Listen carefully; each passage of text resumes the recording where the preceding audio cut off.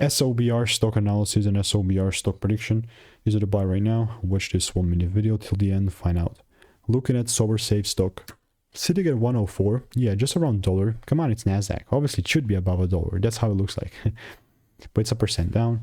Context, I've spent 5 figures on courses and mentors and called out thousands of preparations up on my YouTube channel. All of it has been documented.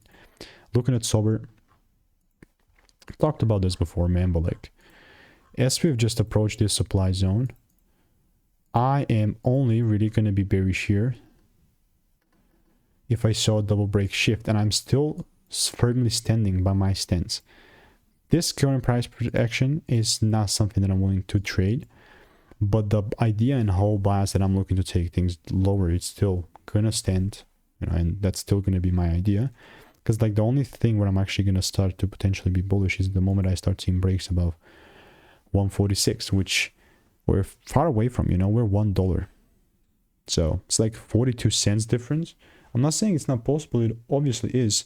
I just first would rather see my rules, right? So I'm going to keep you updated and follow other ticker symbols in the meantime. But if you want to make more money trading in a simple and lean way, click the first link in the description. That's a free newsletter.